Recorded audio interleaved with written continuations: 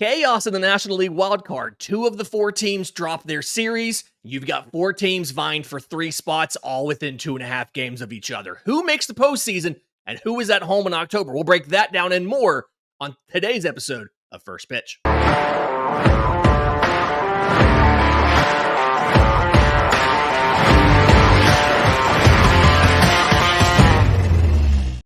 Yes, welcome on into First Pitch for Monday, September 9th. I'm your host, Lindsay Crosby. You can follow me on Twitter at Crosby Baseball. He's Christian Rauh. You can follow him on Twitter at Christian S. Rauh, R-A-U-H. And Christian, what a weekend of baseball. Tons of games. A lot of them played too. It felt like smaller than usual ballparks because of college football. But either way, I want to start off in the National League Wildcard because we saw a bit of a shakeup here, right? The Arizona Diamondbacks barely avoided a sweep at the hands of the Houston Astros. The only reason they didn't get swept is the heroics of one Pavin Smith. Up, got himself 8 RBI. Hang on, he's done it again! Pavin Smith, 3 for 3, 3 homers, and 8 RBI. He's not having a month and a half hour. He's having a season and a half hour.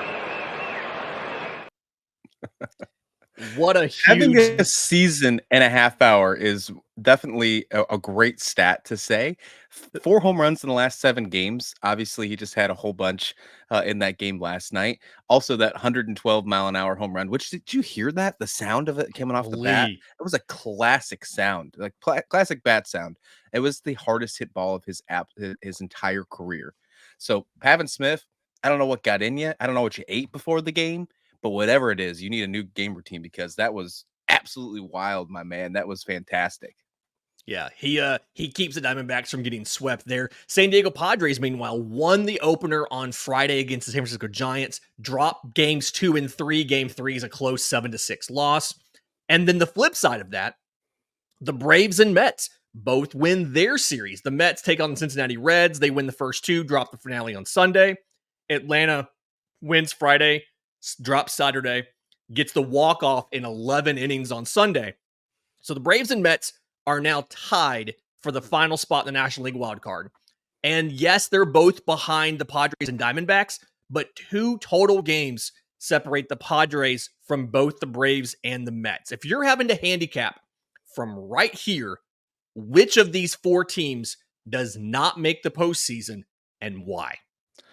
It's going to be that's a tough conversation to have, but 3 minutes into the show, let's go. Yeah, but you know what? I'm leaning towards the Arizona Diamondbacks, and that has been a very tough conversation for me to have and a tough decision for me to make, Lindsay, because the entire last 2 weeks I've been riding Arizona, thinking they could possibly even catch up to the Dodgers to win the NL West. But I think these injuries are finally starting to show up, even though they're starting to get some back. But the rotation, the pitching rotation of all the answers that we thought we were going to get from Rodriguez, from Gallen, although Gallen's been good, there's just not been good enough. So I'm going with the Arizona Diamondbacks to be the team that just misses out. How about you? It feels like Arizona's probably the right answer here as well. If you look at the position of, like, Ketel Marte is back now for Arizona. He had that ankle sprain. He's played 2 games, though. He's 0 for 7, 4 strikeouts, only 1 walk. Did not have a rehab stint. It's just the injuries that they dealt with. And you look at who's hot on this team right now, and I genuinely wonder, is it enough? Eugenio Suarez in the last week is batting like .462. Corbin Carroll's finally doing a lot of stuff. But I think your point of the pitching has just been dreadful makes me feel like, okay, maybe they don't have enough here. Maybe there's not enough well-rounded, just well-rounded contributions from the entire roster here to make this happen. You look at the last 30 days, Pavin Smith, sorry. Ryan Nelson has a 3.60 ERA. Even Zach Gallen has a 3.42 ERA and took a loss, 10 earned runs in 26 and a third innings. Merrill Kelly's ERA is over 5.5.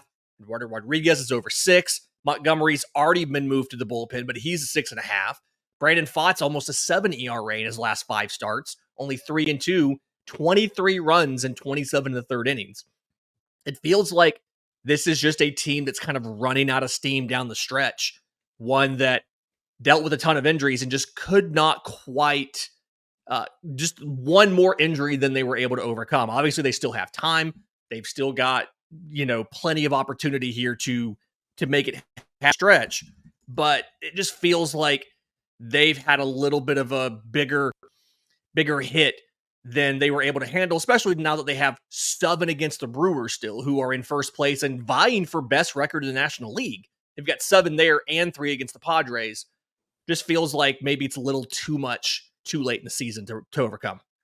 They do have 2 against the Rangers, and that brings up something as well. If they miss the postseason, both teams that were in the World Series last year will not be in that because the Rangers aren't going to make the postseason as well. When's the last time that's happened? I can't remember. Has it been earlier than 2010? Because I know the Giants missed it in 2010. It's been a long time. So I tried to look it up quickly while you're talking there. I couldn't find it. So if you know, let us know in the comment description below. Who was the last time? What was the last time both teams that were in the World Series did not make the postseason the next year? Because I don't know. I don't know that answer. Yeah, I mean, it always feels like one of them doesn't, but one of them usually does. And so having both of them miss would be wild. That is the 10th hardest schedule in baseball remaining for Arizona in their 18 games. I do think there is a question about Atlanta, and we'll get more into this on the Braves Today podcast. Yeah. But the offense for Atlanta has very, very much not been good. And yes, they have a ton of injuries. I mean, let's be completely honest. They are dealing with that. But that homestand that they just completed, technically it's not over. They have a makeup game this afternoon against the Reds. And I mean, 6-game homestand, they scored 21 runs on 44 hits, right? But those hits predominantly singles, only 9 extra base hits, only 2 home runs. And this is a team built to select home runs. Both home runs also, Jared Kelenic. Shout out Jared Kelenic there. Set a new career high in the season. I think it was the 15th home run yesterday. But also, of those 21 runs, they scored 4 in the 9th inning in the loss on Saturday. And they scored 3 between the 9th inning and extras on Sunday. So outside of that, they put up 14 runs over the majority of 6 games, which is absolutely not good enough. I don't care how good your pitching is. Scoring less than 3 runs a game is not a recipe to win games. And so I have questions about, yes, we feel like Arizona is the first team out, but I feel like behind them, the next lowest odds is probably Atlanta. And what's crazy is neither of us said the New York Mets, and that's the team that has been out of it the entire time since 3 days ago. So I think has a lot to do with the fact that they are on the craziest hot streak right now. And I don't see it slowing down, even though they have the hardest path to the playoffs among all the 4 teams. Yeah, Mets are 9-1 their last 10 games. They since mid-August, they've been the winningest team in baseball. They just continue to absolutely roll over everybody. And so at no point do I see a Mets schedule and think, oh yeah, they can't do it. They're heading to Toronto to face those same Blue Jays that Atlanta just took 2 out of 3 from. They're going to go face them, I believe, for 3 this week. I fully expect them, the way they've played, to probably sweep Toronto. And in that case, they would gain a game. They would be 1 better than Atlanta. Atlanta has a road trip to Washington this week, so we'll see what happens there. The other wild card, real quick. Let's get into the other wild card, because this was Kansas City and the Twins. And the Twins, not a good weekend here. They got swept by Kansas City, 5-0 on Friday, 4-2 on Saturday, 2-0 shutout yesterday. They scored 2 runs in 27 innings of baseball against Kansas City. The lead right now in the American League wild card, the Royals are up by 2.5 games over Minnesota. Minnesota is 3.5 games up on the next group of 3 teams, all trying to vie for that final wild card spot. Can Minnesota hold on to make the postseason? They're a team that not many people are talking about as well. That are dealing with a crap ton of injuries, Lindsay. They have so many injuries as well. I think almost every position player has dealt with something all season long. It has been I argue that it's actually been worse than Atlanta. If you actually look into it, just not in the season ending aspect, but they've been banged up quite a bit. If they can't figure it out, then they might slip and fall here. I thought it was going to be Kansas City, and they find the way to figure it out. So maybe Minnesota will too. But I think that this weekend series sweep that happened to Minnesota has made this wild card race a little more interesting as well. We're talking about the Detroit Tigers only being 3.5 games back. I did not have that on my bingo card this year, although I can never figure out what the AL Central is going to do. That to me is the most interesting division in all of baseball because there's never the same winner after every year. Never is. And then the Mariners and the Red Sox, they're right on the cusp. 4 games, I think, is like the absolute farthest you can be down at this point, and maybe try and make a comeback. So I'm gonna stick a fork in the Rays and everybody else below. But there's a possibility that we do still see 3 AL Central teams in the race, but it's not the Minnesota Twins, and that's a wild scenario to me right now. It absolutely is. We'll make our picks towards the end of the show about which team we like the most out of that group of 3 at the end there. To your point on the injuries, though, looking at this, Royce Lewis, 2 different stints on the IL. He's been back now for, I believe, just over like 5 or 6 weeks. Has not been that good.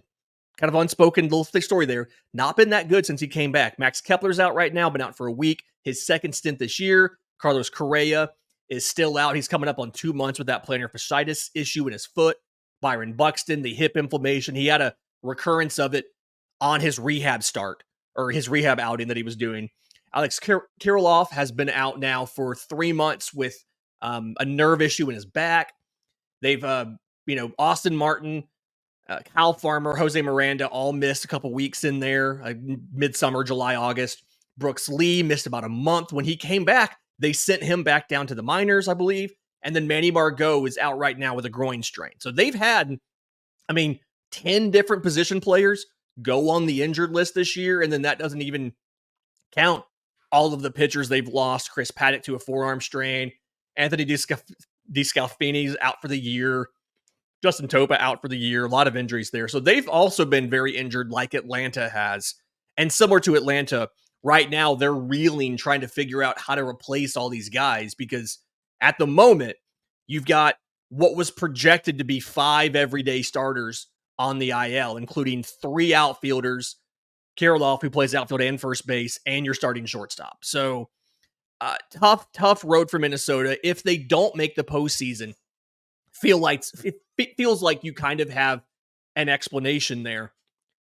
But the flip side of this is Kansas City has been able to rebound from losing Vinny Pasquantino. They dropped, I think it was 6 straight games. But if you look at them right now, they've won their last 4. Kind of righted the ship a little bit. They have to head, starting today, they're heading to New York to take on the Yankees. So interesting there, while the Twins get to be at home versus the Angels. A little bit lopsided as far as difficulty of opponent there, but we'll see what some of these Royals hitters can do with that short porch in right field there in New York. Yeah, I'm really excited to see what happens this week when it comes to these teams because we keep talking about this National League wildcard race and how close it is, and it should be the primary story of September because it really is. But this one's also starting to get quite interesting, and it really is, and it's happening because of what's going on in the AL Central. I never thought that I would be this into the AL Central this late in September this year because I didn't expect 4 teams to be in it, Lindsay. I really did not whatsoever. And we all thought Cleveland was just going to run away with it and it wasn't even going to be close. And it turns out that Cleveland is still in the lead. Yes. They're still up, handily, but this is really an interesting race just simply because so many teams could be in the postseason. Cleveland's lead is 2.5 games, but it's only 2.5 games. So we'll see what happens. If they were to drop down behind Kansas City, they'd be in the second wildcard spot. So intrigue even at the top there. A team where they're pretty safely leading the division, and I think they're going to prove you wrong and actually end up winning the division. But the Los Angeles Dodgers, 6 games up on the Padres, 6.5 on the Diamondbacks. They dropped the series opener to those Cleveland Guardians, came back and won games 2 and 3. And because we have to, Here is one of the reasons why they won on Sunday. On this 1-0, Otani tees off right field, hooking toward the pole. It's fair and gone. 46 and 46 for Shohei Otani. He just makes it look so dang easy. Watching Shohei Otani swing is weird to me because he looks like he is putting every single bit of force he has into every single swing. Like, how is this dude not hurt an oblique yet? But no, 46th home run, 46 stolen bases. It feels like it's an obvious answer on this. But when you look at the fact that the Dodgers have 19 games left against not a ton of tough opponents, 6 against the Rockies, 3 against the Marlins, Shohei Otani hits 50-50 rather easily, doesn't he? Yeah, he hits 50-50, and I would argue that it might get closer to 55 than is 50. I don't know if he gets to 55, but I think we might get 53. And I think that's where we're at with him. I don't think that we're going to see Shohei Otani sit back and take some rest days until he gets to 50. So maybe we don't get that far. They might get him ready for the postseason and give him a couple rest days towards the end of the month, but not until he gets 50. If there's a chance, or if for some reason he's sitting at 49 on the last weekend of the season and stolen bases or home runs, you best believe that he's going to play. And you know, he's not one that's going to chase stats. You definitely can tell that's the case. But for the sake of baseball, for the sake of the Dodgers history books, they're not going to let him sit down. So he is definitely going to hit 50-50 this season. And if he is behind pace in that final series of the season, well, you know, especially on home runs, guess what? They're in Colorado for that final series. What a perfect time. They end the season in Coors Field, so he could not only hit number 50, he could hit a 500-foot 50th home run. It feels Man, like he could be at 46 heading into Colorado, and I'd still be okay with him probably making 50-50. Definitely feels like he would do it. So definitely interesting there. Okay, I want to get in the quick pitch. We've got a lot of stuff to kind of get to here. First, since we just talked about Otani, let's go ahead and talk about some of the other milestones that guys are on the verge of doing. I think the first one is Aaron Judge. Do we think Aaron Judge can get to 60 home runs? Because as of right now, he's sitting on 51, still leads baseball, but he has not hit a home run in 12 games. Do we think between now and the end of the season, he can still get to 60? Yeah, 60 home runs, I think, is going to be tough. 9 more home runs is quite a lot for where we are this season. But if anybody can do it, it's Aaron Judge, because I mean, this guy just like Otani, he makes it look so easy. I want to say yes, and I'm usually pretty optimistic about this stuff, Lindsay, but I think he's going to miss out on it. And if I had to give a number, I think he's going to finish with 58. I think he's going to get close, but I think 58 is where I see Aaron Judge finishing this season. Can we talk about the curse of Paw Patrol? Oh, I think it's very well. I think Chase was on the case there. Yeah, August 26th, Judge goes. It wasn't actually on Paw Patrol, right? It was on a spinoff show of Paw Patrol, right? But Aaron Judge is on there because the Yankees hosted a viewing party for the families of the players on the field. They watched it on the big screen in Yankee Stadium. But since then, Aaron Judge is 8 for 43. He has only 3 extra base hits. They're all doubles. He's batting 186 with a 256 slugging since he appeared on that children's show. Do we need to treat this like the new SI cover curse? Yeah, look at what happens when Aaron Judge finally gets to make it big time, right? Where people actually finally know his name, that he's a superstar, because he hasn't been since then. Look what happens. The fame finally has got to Aaron Judge. No, I don't know if you really need to make that happen, if you need to think that's a joke, but it's something really funny. Maybe he needs to work out a quick September promo with Grimace, because that worked for the Mets. Maybe it'll counteract and work for Aaron Judge as well. But hey, maybe if the Paw Patrol curse continues on, maybe he doesn't get the 58 like I think. Maybe he sits at only 53 or 54. There we go. All right, Ellie De La Cruz, real quick. 62 stolen bases. He leads baseball in both stolen bases and caught stealings, also in strikeouts with 186. Does he, where does he finish on stolen bases? Does he break 70? I like where you threw that little last portion in there now. Shout out to Nolan Gorman, who's no longer in the major leagues, to help him chase that record. But it's tough. He was on pace for, I think, 75 at one point in time. Would have beat Ronald Acuna Jr. 73. I don't know if he's going to do that now. So now I think he's on pace for 69. I think that he could possibly get to 70. But again, that all just depends on if he can get on base, because that has been the easiest thing for him to do as of late. Okay, more milestones here. The Chicago White Sox are not good. Breaking news. The Chicago White Sox are bad. Where do they finish with losses? Yeah, I'm still set on they're going to break the record, and I think 125 is the number that they're going to get to. So I think they're going to set the precedent here and make it, something that's going to be completely very hard to break again. But don't worry, Chicago, there's always next year. Yeah. All right. Does Chris Sale win the National League Triple Crown? Because if you look at this right now, for Chris Sale, he leads in, everything. He leads in ERA. He leads in wins. He leads in strikeouts over Dylan Cease. Does Chris Sale win the Triple Crown? I'm going to go even one up on you on Lindsay in that one and say that for the first time since 2011, we'll have a Triple Crown winner on both sides. Tarek Skubal's going to get it for the American League. Chris Sale's going to get it for the National League. So first time since Clayton Kershaw and Justin Verlander did it over 10 years ago. We're going to get it happen this year.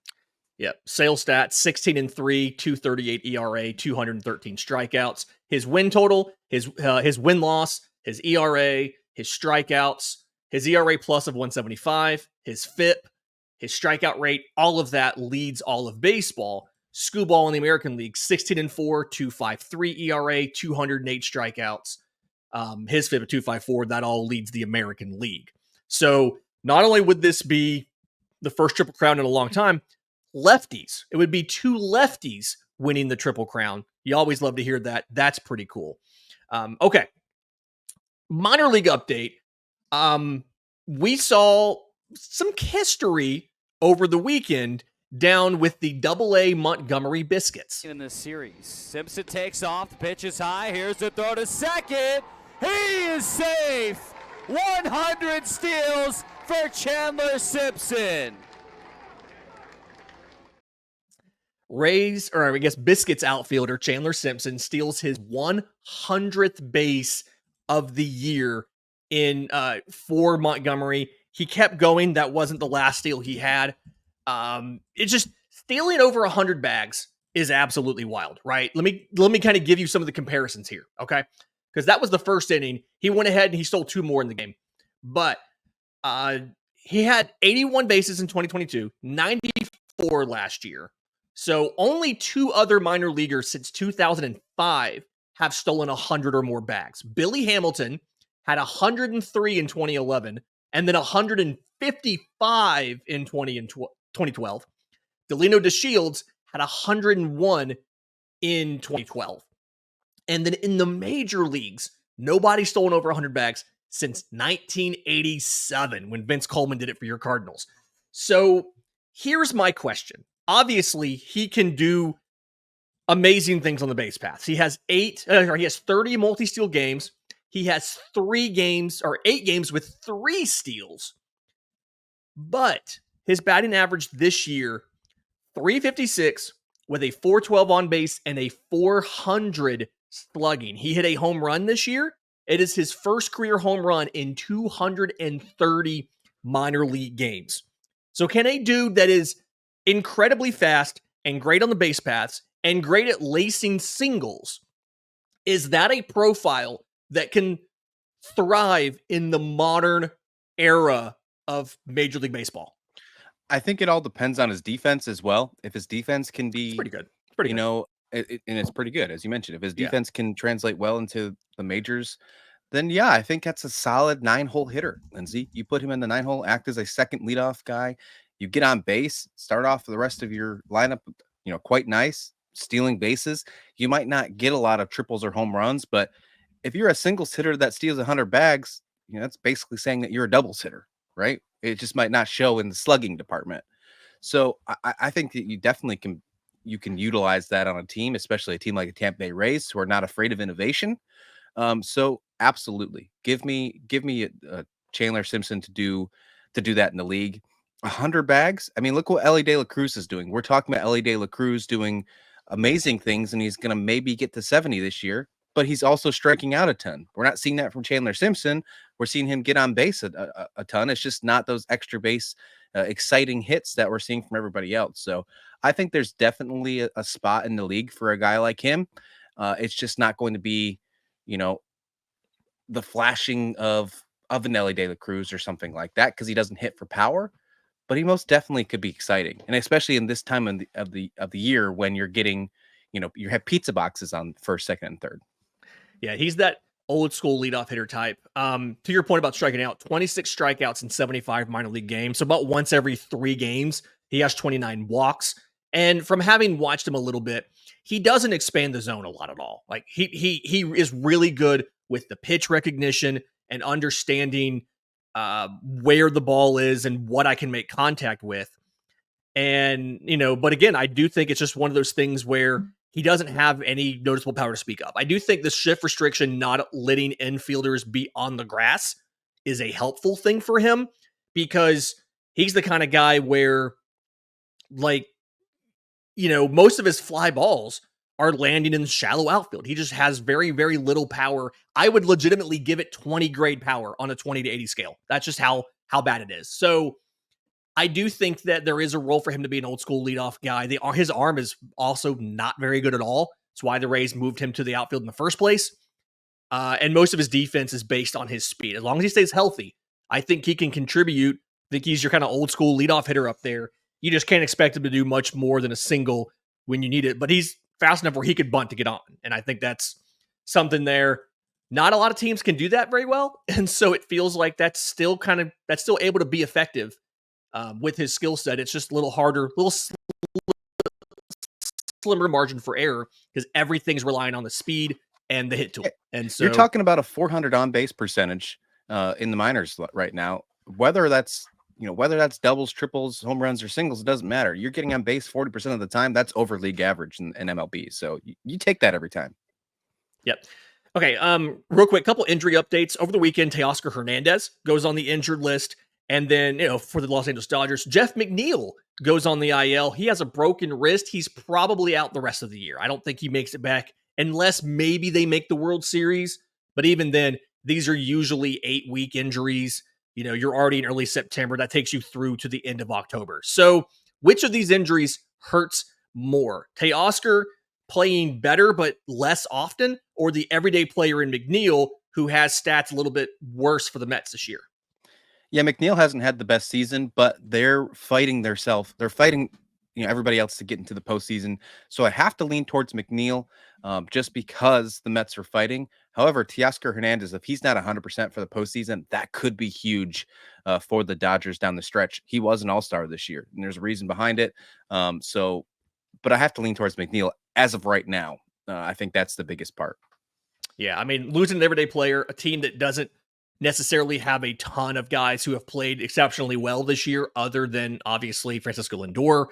Taking out one of those veterans obviously hurts. Means you have to go with the lesser option there. He wasn't playing incredibly well this year, but he absolutely could have turned it on in the postseason like you see so many guys do. So I kind of agree with you there. All right, real quick before we go, if you had to pick one of the 3 teams who is currently out of the American League wildcard race, the Tigers, the Mariners, or the Red Sox, to make the postseason, which of those 3 are you taking? Man, I think this is going to turn into one of the most exciting races. I think it's going to happen. But give me the Detroit Tigers. I think we still get 3 in the AL Central, but the Detroit Tigers can get the flip if I have to pick one. They have the 3rd easiest schedule down the rest of the stretch. 3 against the White Sox, 3 against the Rockies, 3 against the Rays. So give me them. I think they could make it happen. Yeah, and they do have 6 against the Orioles, but if Baltimore is, dealing with pitching issues or trying to set rotations up and things like that, that could definitely help them. I think as much as I want it to be Detroit, I think Boston has the ability to make a run. Yes, they've got 4 left against the Yankees and 3 against the Orioles. I'm not as worried about 3 against the Twins as I used to be. And you've got potentially Trevor Story coming back. You've had a lot of success with your position player group, moving guys around. We Cedric Raphael was going to second base. I feel like Boston still has the pieces where they can make a late push. I want to know more about the health of Kenley Jansen. I know that he was out late last week. Obviously, I think they need him back in the bullpen, but I do like the idea of the Red Sox still pushing and potentially making it as a third playoff team from the AL East. Yeah. This has been First Pitch for Monday, September 9th. If you're listening on audio, do us a favor, leave us a 5-star review. It really does mean a ton. If you're on YouTube, like the video, comment down below, and subscribe to the channel. Tell all your friends. This is a great way to get all of the news from every single day in Major League Baseball. Until tomorrow's show, this has been First Pitch.